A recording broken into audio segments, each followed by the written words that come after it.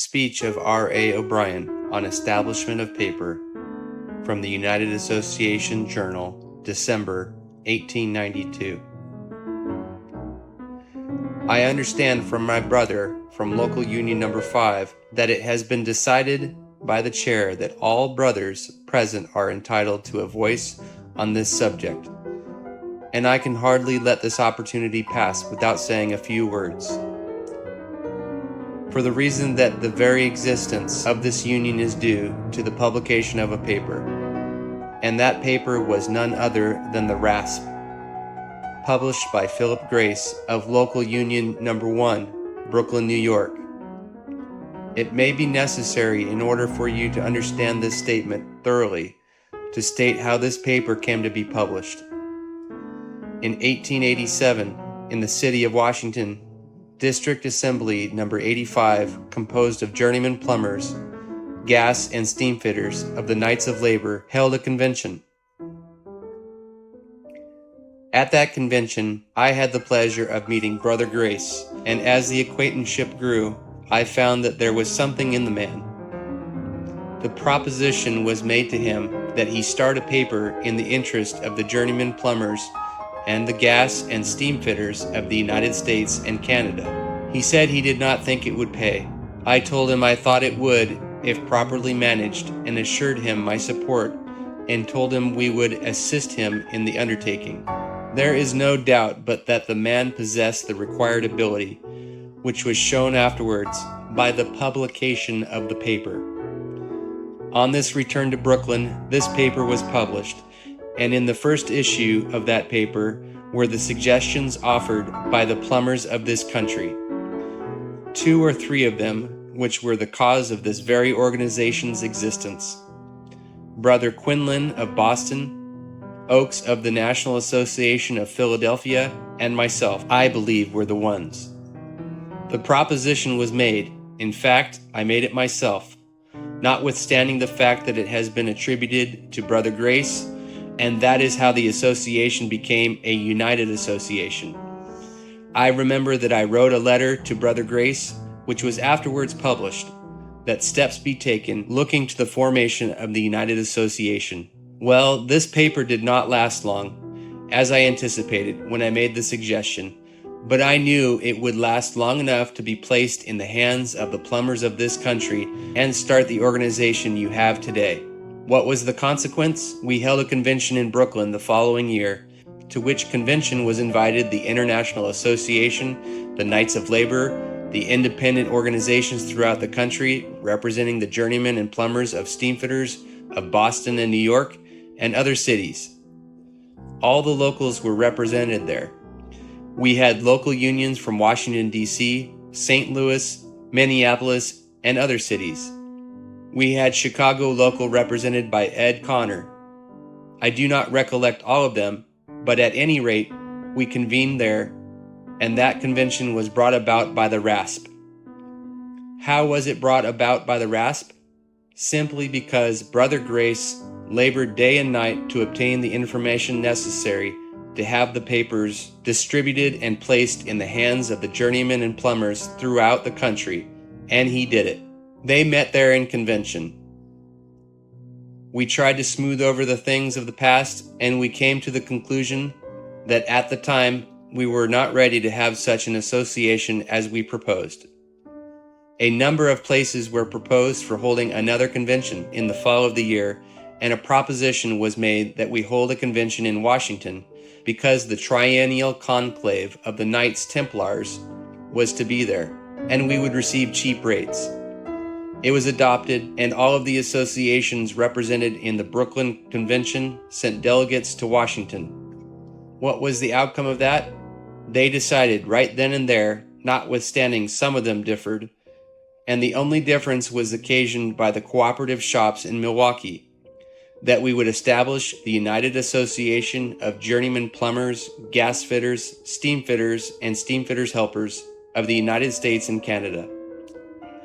The existence, the very existence then and there of this United Association was brought around by the newspaper published in the city of Brooklyn by a brother of Local Union Number 1. Now let us look over the past and see what progress we have made. Notwithstanding the fact that this paper did not last very long, although it had an untimely death, it was the means of perfecting this very organization in whose convention you are sitting today. Nobody acquainted with the facts in the case by some of the brothers of the Western locals who never received copies of this paper. From the Denver Convention to the present time, we have gained about 34 locals and lost 4, so we have really gained 30 locals. We all know we have been in existence for 3 years. I want to call your attention to the condition of the organization at the Denver Convention and the progress it has made since then. We continued from the very commencement of this organization to gain rapidly in membership, but notwithstanding the fact that we have gained the 34 locals in the last year and lost only 4, we have only gained about 200 members. What is the cause of this? We have lost these men in large locals. I believe that if we had a trade paper, a United Association journal, or whatever you might choose to term it, that these people would not grow lukewarm. Again, you would never have the Star Chamber proceedings of the Executive Board, of which local unions and individuals know nothing, but it would be published in the journal and the local unions would thoroughly understand it. There has been a great difference of opinion about the manner in which the business of this board has been conducted, and if we had a paper of this kind, every brother in the organization would know exactly what the board was doing, so that the board would not come here under a cloud or anything of that sort, with brothers looking at them suspiciously as though they had done something to tear down the organization. Now, the proposition to have advertisements in this paper, I am totally opposed to. This would be strictly a communication from the secretary to every individual in that association and not the outside world. We are thereby saving the expense of sending out a monthly bulletin, communications in different directions, as they can be published in the monthly journal. Now, Mr. President, I think it is really necessary for the future existence of this organization to have a journal. I know the benefits of this journal. My father was connected with the Stonecutters Association in the city of Washington for 25 years. When I was a small boy, I recall very clearly having read every one of those monthly journals. In fact, I made it a point to read them all. It gave a perfect history of all the doings of the secretary and officers at large, the condition of the trade at the different cities, the wages paid at the different cities, and a list was published of every non-union man working in those cities, and giving all information necessary for the benefit of the local in connection with the affairs of the trade. That journal was not more than 12 by 8 and only contained 8 pages. But you cannot realize how highly it was appreciated by the organization and what benefit it did the trade. That is what we want a journal for. We should make it impossible for a brother who is at variance with the organization to work in any city of the Union, and doings of any brother in the local unions should be known throughout the country immediately to all of us. That is not the way it is at present. A man from the extreme west may go east, traveling under an assumed name, and he can join your local in the east. You will not know anything about him, but if you had this paper, you would have a complete history of the doings of every individual who is at the variance with the organization, and you could trace this man. I think you will make a big mistake to vote down the publication of the journal. There is sufficient money to pay for the publication of the journal, and it is not necessary to add to the per capita tax or charge the brother for the paper. When you charge your brothers even 1 cent, they do not care to read the paper. Distribute it free, and they will take an interest in the organization.